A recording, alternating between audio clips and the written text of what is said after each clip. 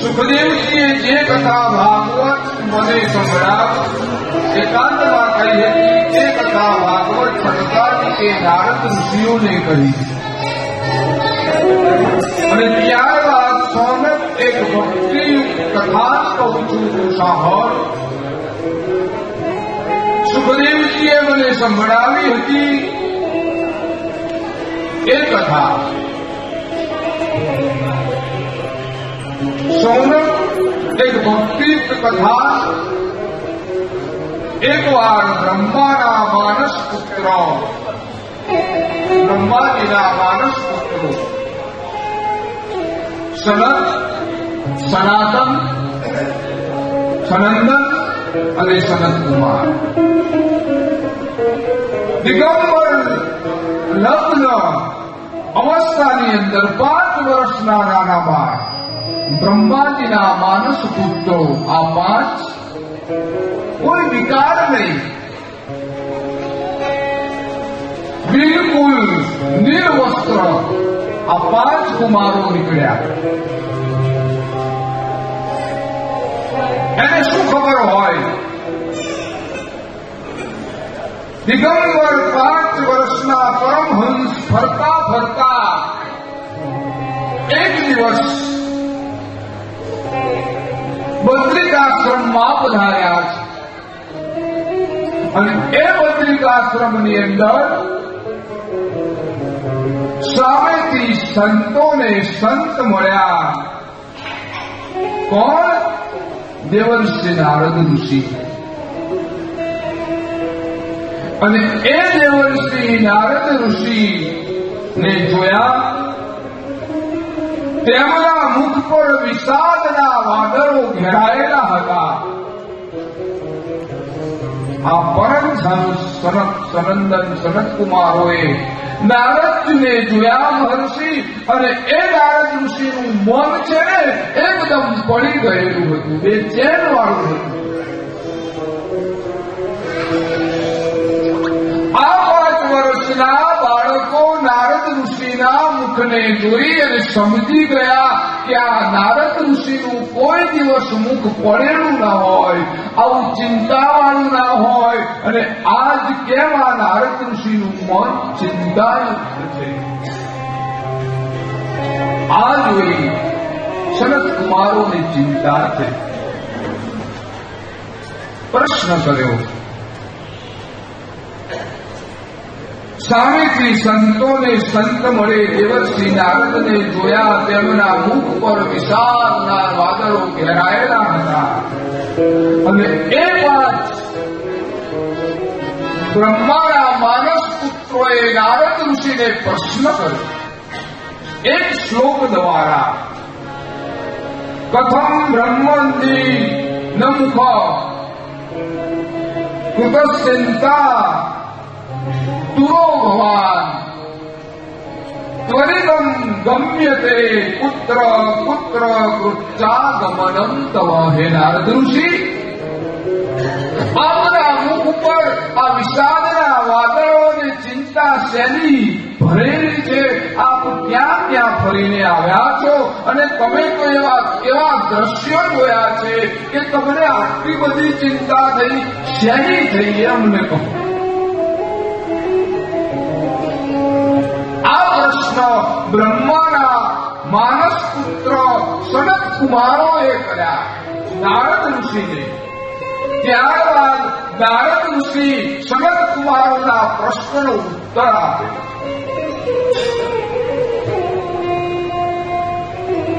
સનત કુમારે આ પૂછ્યું, આમ કેમ ઉદાસ તો મહારાજ?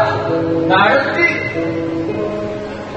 આપણા મુખ ઉપર આટલા બધા વિષાદના વાદળો કેમ ઘેરાયેલા? કઈ ચિંતામાં લાગો છો નારદ ઋષિ? આમ ક્યાંથી આવો છો અને ક્યાં ક્યાં ફરતા ફરતા આવ્યા છો અને આટલી બધી ચિંતા તમારા મુખ ઉપર કેમ દેખાય છે? આપણા જેવા મહાત્માને ચિંતા કરવાની ન હોય. ચિંતા તો ચિતા સમાન છે સાહેબ. બહુ વધારે પડતી ચિંતા જીવનમાં કરવી નહીં. ચિંતા છે ને એ માણસને ચિતા તરફ લઈ જાય છે. મારા ભગવાન ઉપર છોડી દેવું. જે કંઈ કરે મારો દ્વારકા વાળો મારો ભગવાન કરશે. બધી આપણી ચિંતા એને સોંપી દેવી. ચિંતા કરવાથી કંઈ આપણું કામ થઈ જવાનું નથી. શા માટે ચિંતા કરવી? ઘણા એટલી બધી ચિંતા કરે ને કે ચિંતામાં માણસ સુકાવા લાગે. શરીર એનું જતું રહે અને જે માણસ બહુ ચિંતા કરે ને એ ચિતા સુધી પહોંચી જાય છે. માટે જીવનમાં ક્યારેય ચિંતા ન કરવી. કંઈક થયું હોય તો મારા ભગવાનના સ્વામી જઈને બે હાથ જોડીને પ્રાર્થના કરવી કે હે ભગવાન, હવે તાર કોઈ તું અને માર કોઈ તું. એને સોંપી દેવી. ચિંતા કરવાથી કઈ બધું થઈ જવાનું નથી. ભાગ્યમ બનતી સર્વત્ર. આપણા ભાગ્યમાં જે હશે એ જ મળવાનું છે. જે ભાગ્ય લઈને આવ્યા છો, કોના ભાગ્યનું આપણે ખાઈએ છીએ કોને ખબર છે સાહેબ? આપણા ઘરની અંદર 10 વ્યક્તિ રહેતા હોય પણ એ 10 વ્યક્તિના ભાગ્યનું આપણે ખાઈએ છીએ તમને મને પણ ખબર નથી. દરેક જણ પોતપોતાનું ભાગ્ય લઈ આ પૃથ્વી ઉપર પધારે છે. ભગવાન એને મોકલે છે. પૂર્વના કર્મો કરેલા પણ બીજા જન્મમાં ભોગવવા જ પડે. ગીતાજીની અંદર કુરુક્ષેત્રના રણ મેદાનમાં ભગવાન કૃષ્ણએ અર્જુનને ઉપદેશ આપ્યો. કર્મણ્યે વાતિકારસ્તે મા ફલેષુ કદાચન. જ્યારે રણક્ષેત્રમાં અર્જુન રથની અંદર યુદ્ધ કરવા ઉભો થયો ત્યારે સામે પોતાના દાદાને, ભાઈઓને, શાળાને, ગુરુને જોયા અને એ જોઈ અર્જુને ગાંડીવ ધનુષ નીચે મૂકી દીધું. સાહેબ, મારે નથી લડવું. આ બધાને મારી હે ભગવાન, હે કૃષ્ણ, મારે રાજસુખ ભોગવવું નથી. ત્યારે ભગવાને ગીતાના 18 અધ્યાયની અંદર અર્જુનને ઉપદેશ કર્યો. કુરુક્ષેત્રના રણ મેદાનની અંદર કહ્યું, અર્જુન, આ તારું કર્મ છે, તારું કર્મ કર, ફળની આશા ન રાખીશ. તારા કર્મ પ્રમાણે તને ફળ મળશે ને મળશે. એમાં તું ચિંતા ન કરીશ. આ તારું ક્ષત્રિયનું ધર્મ છે. તારું ધર્મ સંભાળ. જો તું યુદ્ધ નહીં કર તો લોકો તારી અપકીર્તિ કરશે. માટે તારું કર્મ કર, તું પાછો ન પડીશ. યદા યદા હિ ધર્મસ્ય જ્ઞાનિર્ભવતિ ભારત અભ્યુત્થાનમ ધર્મસ્ય તદાત્માનમ સુદામ્યમ. અર્જુન, જ્યારે જ્યારે પૃથ્વી ઉપર દુષ્ટો રાક્ષસો જન્મ થાય છે ત્યારે હું વારંવાર આ પૃથ્વી ઉપર જન્મ ધારણ કરીને આવું છું અને દુષ્ટોનો સંહાર કરું. તારા કર્મ પ્રમાણે તને તારું ફળ મળશે. એક જ વસ્તુ સાહેબ આપણે લઈએ, ચોમાસાનો ટાઈમ થયો હોય, વરસાદ પડી ગયો હોય, વાવણી લાયક થઈ ગયો હોય, આપણે ખેતરમાં ટ્રેક્ટર લઈ બીજ લઈ અને જઈએ છીએ ખેતરમાં વાવવા માટે. કોઈ જુવાર વાવે, કોઈ બાજરી વાવે, કોઈ મગફળી વાવે, કોઈ જીરું વાવે, કોઈ ચણા વાવે, કોઈ તુવેર વાવે. આવું વાલી ધ્યાન આવે. એક જ દાખલો આપું. વાઈ આવ્યા પછી જમીનમાં તમે જે કઈ દાણો નાખો છો, આડો પડે છે, ઊભો પડે છે, કેવી રીતે પડ્યો આપણે જોવા રહેતા નથી, પણ નાખીએ છીએ ખરા. અને એ દાણો નાખી ઘેર આવ્યા પછી આપણા ફાધર આપણને પૂછે કે બેટા આજ શું ખેતરમાં વાયું? આપણે કહીએ કે બાપુજી મગફળી વાવી છે. અને એ આપણા પિતાશ્રી એમ કે બેટા આ વખતે આપણે મગફળી નથી વાવવાની, આપણે તો તુવેર વાવવાની હતી, ભૂલ થઈ ગઈ, હવે શું કરવું? કુળદેવીના મંદિરે જઈ બે હાથ જોડી બાધા રાખશો કે હે માતાજી, મગફળી વાવીને આવ્યો છું પણ મારા ફાધરને પસંદ નથી, એ તુવેર કે છે, પણ એ મગફળીમાંથી તુવેર ઉગે શક્ય બનશે? જેવું વાવશો ને સાહેબ એવું જ તમે રણવાના છો.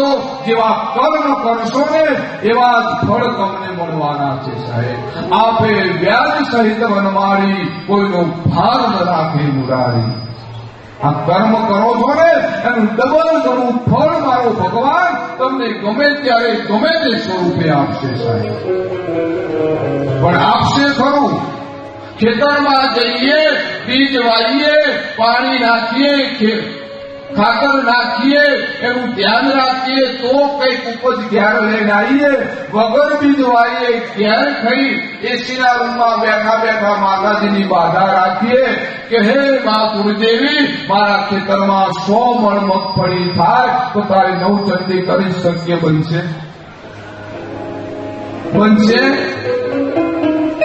એ તો ખેતરમાં જવું પડે, મગફળીનો દાણો નાખવો પડે, પાણી નાખવું પડે, ખાતર નાખવું પડે, ધ્યાન રાખવું પડે, ત્યારે ઉગે, ના ઉગે. તો આ તમે વાવવા આવ્યા છો સાહેબ. અહીંયા તમે બીજ વાવશો, આનું ફળ તમારા પરિવારને મળશે સાહેબ. અને આ મારો ભગવાન ડબલ ઘણું ગમે ત્યારે તમને આપ્યા વગર રહેશે. આ સત્ય હકીકત મને અનુભવ છે, અને અનુભવ સિવાય હું કઈ બોલતો નથી. કર્મ કરો એવા ફળ આપણને મળવાના છે, અને એવી ગતિ આપણને મળવાની. એમાં શંકાને સ્થાન નથી. તો આ રીતે પ્રશ્ન સાંભળતા નારદ ઋષિએ સનત કુમારોને જવાબ આપ્યો. સાંભળજો કેવો જવાબ. એ સનત કુમારો, મેં પૃથ્વીને ઉત્તમ ગણી. વૈકુંઠની અંદર સ્વર્ગ લોકમાં દેવતાઓ ભેગા થઈ પૃથ્વીના વખાણ કરતા હતા, મેં સાંભળ્યા. અને સ્વયં ભગવાન 24 અવતાર ધારણ કરી આ પૃથ્વી ઉપર આવ્યા. તો એવી તો પૃથ્વી કેવી હશે? રાયને જરા જોઈને જોતો ખરો. એટલા માટે હે સનત કુમારો, હું આ પૃથ્વી ઉપર આવ્યો. આવતા આવતા મેં પૃથ્વીની પ્રદક્ષિણા કરી. ક્યાં ક્યાં ફર્યા નારદ ઋષિ એ હું આપને કહું છું, સાંભળજો. સૌ પ્રથમ અને આ પૃથ્વી દુનિયાનું આધુનિક એક હૃદય છે. આપણી ભારત ભૂમિ શ્રેષ્ઠ છે અને આને ભારત માતા આપણે કહીએ છીએ. આફ્રિકામાં કહીએ છીએ, અમેરિકામાં કહીએ છીએ, કેનેડામાં કહીએ છીએ. આપણા ભારત દેશની અંદર આપણે ભારત માતાને ભારત માં કહીએ છીએ. તો એ આ પવિત્ર ભૂમિ અને આ ભારત ભૂમિની અંદર સ્વયં ભગવાન અવતાર ધારણ કરીને આવ્યા છે. સાહેબ, આ પવિત્ર ભૂમિ અને એમાં હરિદ્વાર ક્ષેત્રમાં તમે બેઠા. આ 7 દિવસ તમે કથા સાંભળશો ને એનું ફળ તમને અનેક ઘણું મળશે. ને તમારો આજનો ટાઈમ ને દિવસ ચિત્રગુપ્તના ચોપડામાં મારા ભગવાને લખી દીધો હશે. સાહેબ, એ આ ભારત ભૂમિની પવિત્ર આ નગરી છે. આ ભારત ભૂમિ એટલે કંઈક અલગ જ છે અને આ ભારત ભૂમિની વાત ન થાય. સાહેબ, આ ભારત ભૂમિના ખૂબ વખાણ કરવા જેવા. ये धरती है जहाँ ऋषि मुनि जपते हरि नाम की माला. हरिओ हरिओ हरिओ हरिओ.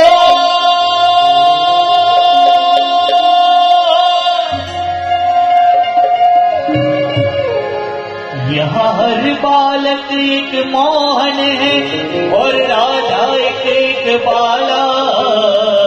राधा एक बाला. यहाँ सूरज सबसे पहले आकर डालेगा.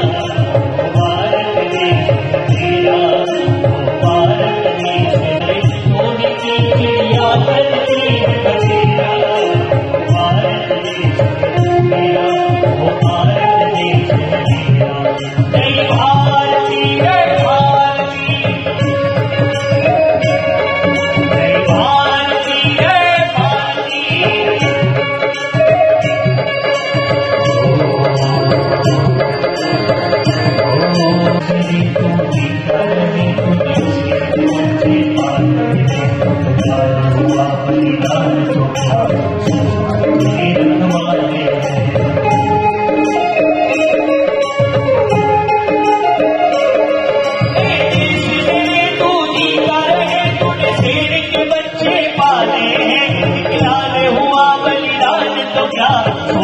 तेरे रखवाले हैं.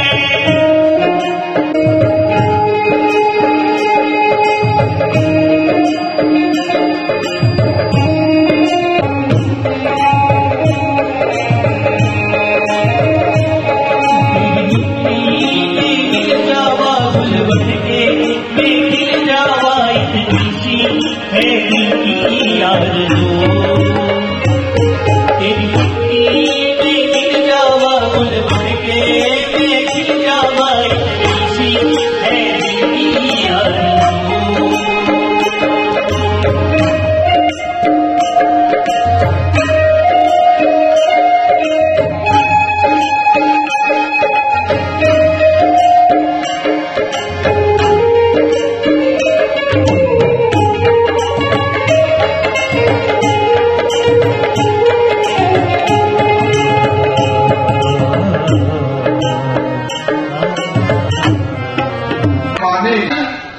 પૃથ્વીમાં ફરવા નીકળ્યો હતો અને એ ફરતા ફરતા મેં પૃથ્વીના બહુ વખાણ સાંભળેલા દેવતાઓ દ્વારા.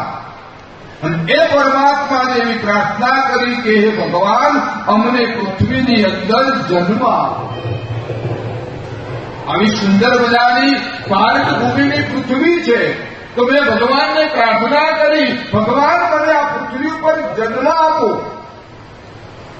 અને એ માં પણ જે કર્મભૂમિ છે તે ભારતમાં, અને એ ભારત આપણું હૃદય છે. અને એ અમને જન્મ આપ્યો. જેમ શરીરમાંથી હૃદયને કાઢી લો તો માણસ જીવી નહીં શકે, એમ ભારતના કણ કણમાં આધ્યાત્મિકતા વસાયેલી. અને ભારત કર્મભૂમિ છે, માટે હું પૃથ્વીને જોવા આવ્યો. અને જોતા જોતા ક્યાં ક્યાં ફર્યો? હરિદ્વારની અંદર ફર્યો.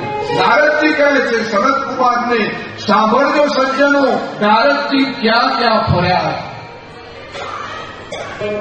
ઉત્તમ ગણી ભારત ભૂમિને, પૃથ્વીને, હરિદ્વાર, કુરુક્ષેત્રની અંદર ગયા ફરતા ફરતા. ત્યારબાદ ત્યાંથી પ્રયાગરાજ ગયા. હવે 2025માં પ્રયાગમાં કુંભનો મેળાની તૈયારી ફૂલ જોશમાં ચાલી રહી છે. ત્યાં ગયા નારદ ઋષિ. અને ત્યાંથી કાશી ગયા. ત્યાં કાશી વિશ્વનાથ મહાદેવ આપણું બિરાજમાન છે. અને એ પણ હવે તૈયારી છે. અયોધ્યામાં તો બનાવ્યું મોદી સાહેબે. હવે ભગવાનને પ્રાર્થના કરીએ કે એક જગ્યા ઉપર મારો કાશી વિશ્વનાથ મહાદેવનું મોટું ભવ્ય મંદિર બને. એવા ભગવાનને આપણે બધા બેઠા બેઠા પ્રાર્થના. તો એ કાશી નગરની અંદર નારદ ઋષિ ફર્યા.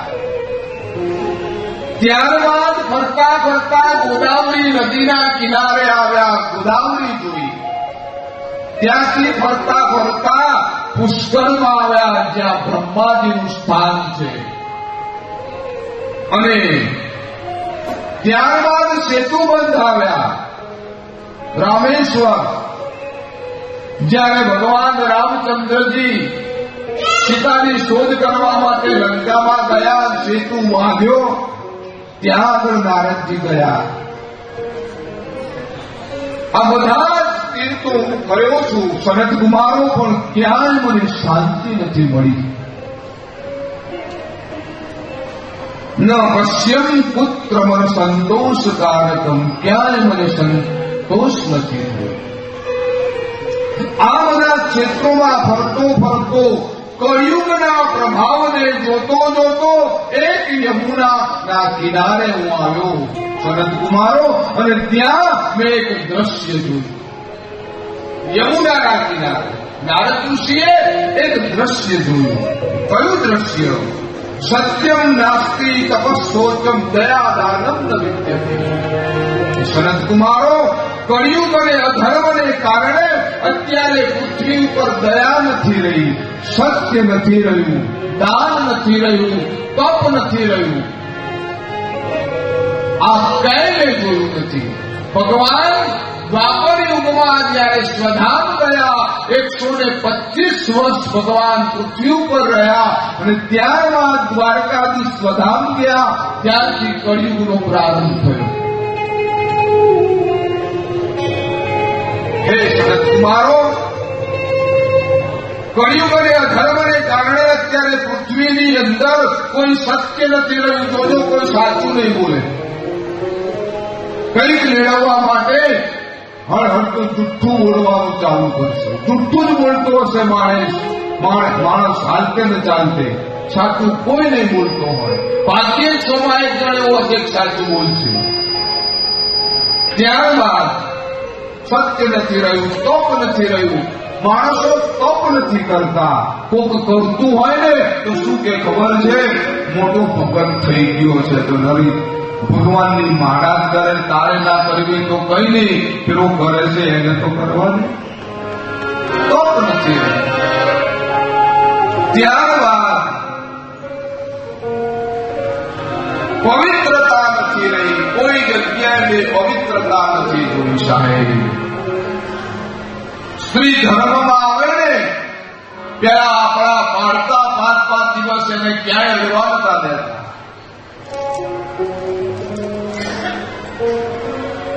અત્યારે તો બધું જ કામ કરવાનું. એ પવિત્રતા નથી રહી.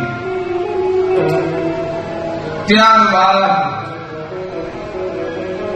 દાનને બદલે લોકો લોભ કરવા લાગ્યા છે. લોકો દાન કરતા બંધ થઈ ગયા અને લોભ વૃત્તિ જાગી છે. કોકનું પડાઈ લેવાની વૃત્તિ વૃત્તિ, બસ અકનું નહીં કોકનું પડાઈ લેવું. એમાંય હવે તો જમીનના ભાવો વધવા લાગ્યા. ખાલી સહી કરવાના કરોડ કરોડ રૂપિયા માંગે. ભાઈઓ વચ્ચે ઝઘડા થાય રૂપિયા માટે થઈ. આ બધું પૈસો કરાવે સાહેબ, કશું જોડે આવશે નહીં. ખાલી હાથ આયા છે, ખાલી હાથ જવાના છે. ઘરની અંદર પ્રેમ ભાવથી રહેજો. કંઈક જતું કરજો, કંઈક મળશે. તમારા ભાગ્યમાં હશે ને એ જ તમને મળવાનું છે. ભાગ્યમ ફલતી સર્વ. તમારા ભાગ્યનું કોઈ લઈ નહીં સાહેબ. આ નારદ ઋષિ કહેવા લાગ્યા, મનુષ્યો બધા પોતાનું જ પેટ ભરવા માટે તૈયાર થયા છે. એ સનત કુમારો કોઈને મૂડી નાખી અને એના રૂપિયા કેમ પચાવી લેવાનું, પચાવી પાડવા આવું શીખ્યા. આ બધું નારદ ઋષિએ પ્રત્યક્ષ જોયું ઘણા વર્ષો પહેલા. એ હજુ ચાલુ છે. કળિયુગનું વર્ણન તો એવું કર્યું છે ભાગવતમાં, જો કરીએ ને તો આપણા રૂવાડા ઉભા થઈ જાય. આટલું બધું બનશે. આવું વર્ણન હજારો વર્ષ પહેલા ભાગવતમાં લખાયેલું. વ્યાસજી લખી ગયા છે. કઈ બધું જ ટાઈમ આવશે. એક કથા તમે નહીં સાંભળી હોય ને એવી તમને સંભળાય.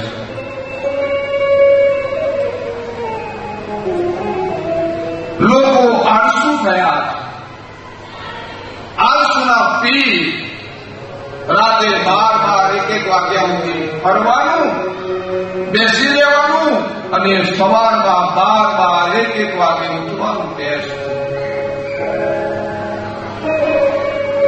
ખરેખર તો આપણું શાસ્ત્ર એવું કહે છે સૂર્યોદય થાય એ પહેલા પથારીને છોડી દેવી પડે.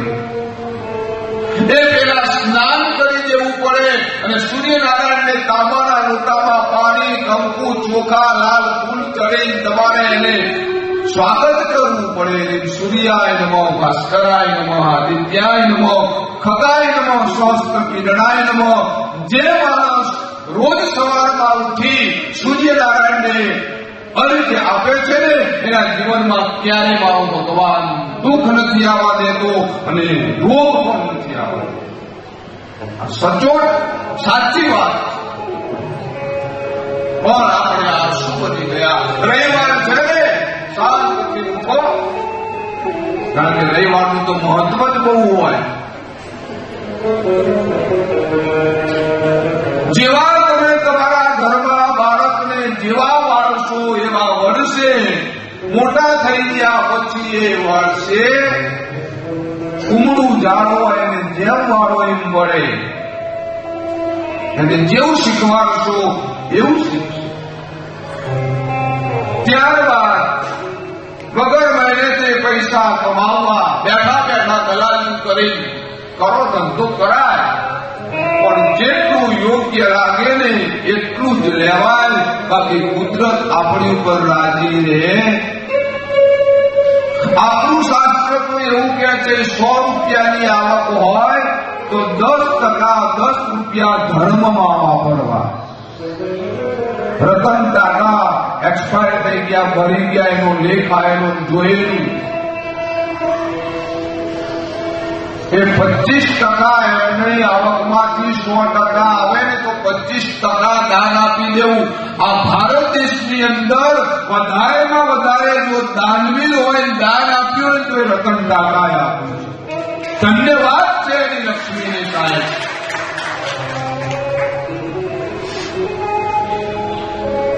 નામ કમાઈને ગયો માણસ સાહેબ ભેગું કર્યું હોત તો ક્યારે કોઈએ કીધું તો તું દાન આપ. તો આપણી આવકમાંથી 10% ધર્મની અંદર વાપરવું આપણું શાસ્ત્ર કહે છે.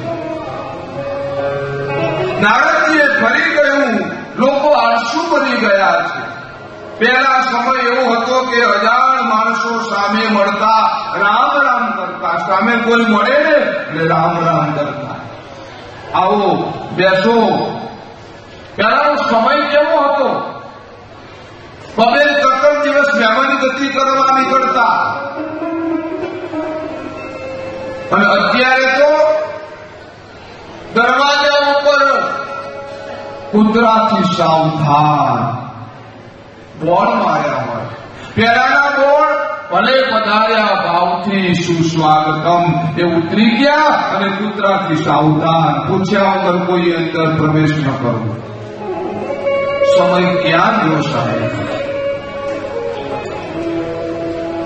કૂતરાનો ફોટો લગાવો આવનારું બીઆઈ બાપા જવાય નહીં ને ફાડી કાઢે. કોણ આવે સાહેબ? પુણ્યશાળીના ઘેર જ મહેમાન આવે, સાધુ સંત બ્રાહ્મણ આવે, બાકી કોઈ આવા તૈયાર નથી. તમારા પુણ્ય હોય ને તો જ સાધુ બ્રાહ્મણ તમારા ઘેર આવે. તમારા ઘેર આવે ને એટલે તમારું જીવન ધન્ય બની જાય છે. બ્રાહ્મણોસ્ય મુખમાસિત બાહુ રાજન્યઃ. ભગવાનના મુખમાંથી બ્રાહ્મણ નીકળ્યા અને ભગવાને કીધું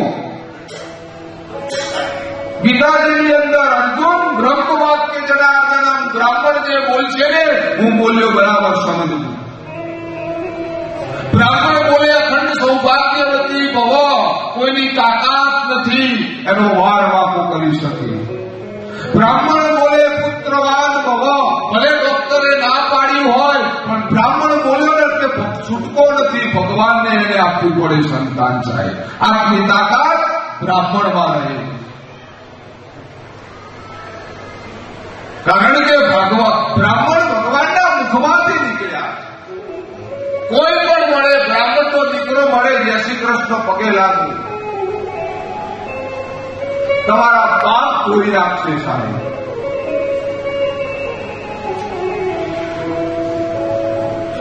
તો એ જ નારદ ઋષિ કહે છે, સનત કુમાર આ બધું મેં જોયું, મને ખૂબ ચિંતા થઈ છે. શું થશે આ પૃથ્વી પર આ મનુષ્યનું? હે મુનીશ્વરો, યમુનાને કિનારે આશ્ચર્ય મેં જોયું છે. નારદ ઋષિ સનત કુમારને કહેવા લાગ્યા, એક યુવાન સ્ત્રી યમુનાના કિનારે બેઠેલી છે અને બે બાજુ બે પુરુષો સૂતા હતા. એ યુવાન સ્ત્રી અને એ યુવાન સ્ત્રીની આજુબાજુ બે પુરુષો સૂતા હતા. એની આજુબાજુ પડ્યા હતા, એની સેવા કરતી અને જગાડવાનો પ્રયાસ કરતી યુવાન સ્ત્રી, પણ એ પુરુષો જાગતા નહોતા. પોતાનું રક્ષણ કરનાર કોઈ મળે એ આશાથી યુવાન સ્ત્રી બધાને બોલાવતી, યાદ કરતી, બૂમ પાડતી, દસે દિશામાં જોતી. એ જોતી હતી, અનેક દાસીઓ એની સેવામાં હતી અને છતાં એ તરુણી બહુ જ દુઃખી હતી. એ સનત કુમારો, એ તરુણી ખૂબ દુઃખી હતી. હું એની નજીક ગયો, એનું ધ્યાન મારા ઉપર પડ્યું અને તરત મને બોલાવ્યો. એ તરુણીએ, એ સ્ત્રીએ મને બોલાવ્યો, મારી ઉપર ધ્યાન કર્યું. એટલે એ સ્ત્રી, યુવાન સ્ત્રી બોલી. શું બોલી?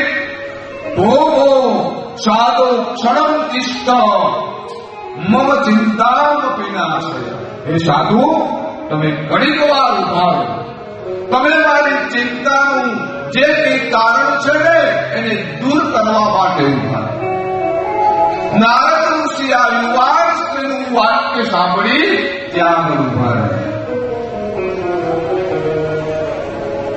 ત્યારબાદ એ સાધુ ક્ષણીવાર ઉભા રહો, મારી ચિંતાને તમે દૂર કરો. નારદજીએ કહ્યું, હું એ સ્ત્રીની નજીક ગયો સનત કુમારો અને પૂછ્યું, તમે કોણ છો? આ ભાગવતની કથાના મહાત્મ્યની કથા ચાલુ છે, હજુ ભાગવત ચાલુ નથી થઈ. અને યુવતી ભક્તિ બોલી, હું યુવાન એક ભક્તિ સ્ત્રી છું.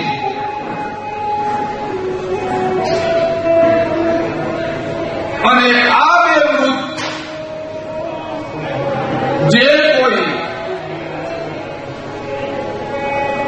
વૃદ્ધ થયા છે એ મારા બંને પુત્રો જ્ઞાન અને વૈરાગ્ય છે.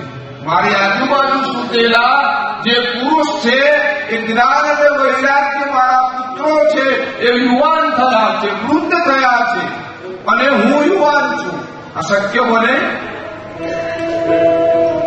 મા વૃદ્ધ અને દીકરા વૃદ્ધ અને મા યુવાન, આવું જોયું તું ક્યાંય આપણે? આ વર્ણન એ ભક્તિએ કર્યું કે હું ભક્તિ છું અને આજુબાજુ સૂતેલા મારા બંને પુત્રો જ્ઞાન અને વૈરાગ્ય. આજુબાજુ સેવા કરતી સ્ત્રીઓ ગંગા, જમુના, સરસ્વતી, નર્મદા, કાવેરી, આ બધી જ નદીઓ એ યુવાન વૃદ્ધ બનેલી જે છોકરા છે એની સેવા કરે.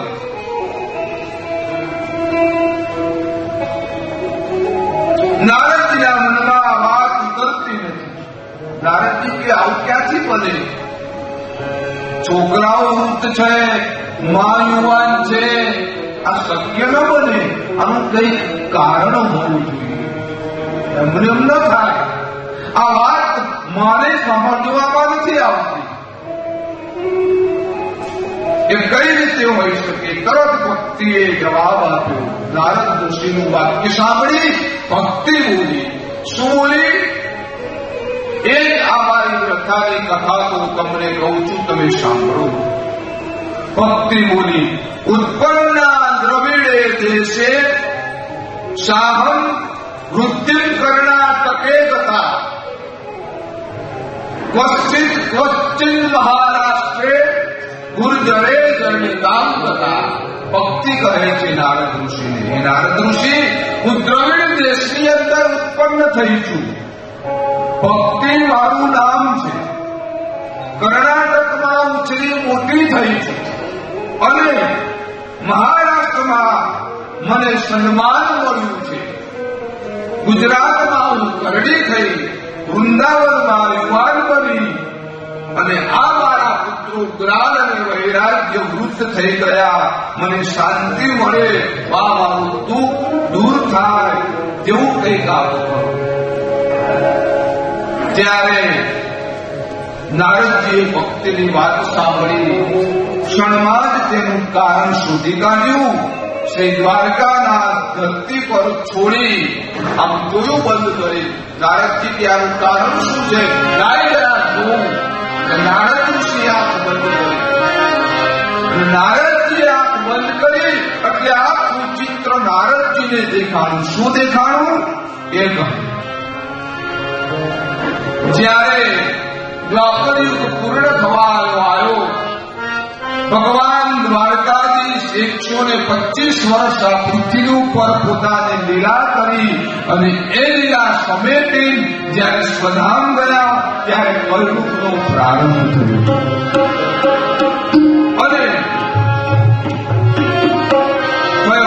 અને એ દ્વાપર યુગ પરિપૂર્ણ થયો, કળિયુગનો આરંભ થયો.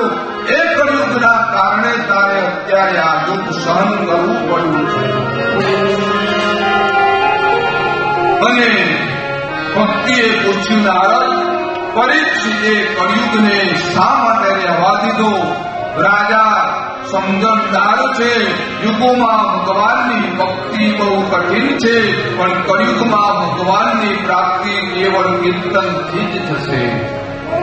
બધા યુગની અંદર એમાંય કળિયુગમાં કીર્તન માત્રથી ભગવાન પ્રસન્ન થશે. કેવળ ભગવાનનું નામ અને કીર્તન કરવાથી ભગવાન તરત પ્રસન્ન થાય. અહીંયા ટાઈમ બહુ થયો છે, તમે થાક્યા છો, આવતીકાલના ગાડીમાં બેઠા છો, આજે આવ્યા એવા આપણે શોભાયાત્રા કરી, તૈયારી કરી. આમ તો મહાત્માની કથા આજે પૂર્ણ કરવી પડે, પણ આપ થાકેલા હશો. 9 થી 12 આગળની કથાની શરૂઆત કરીશું.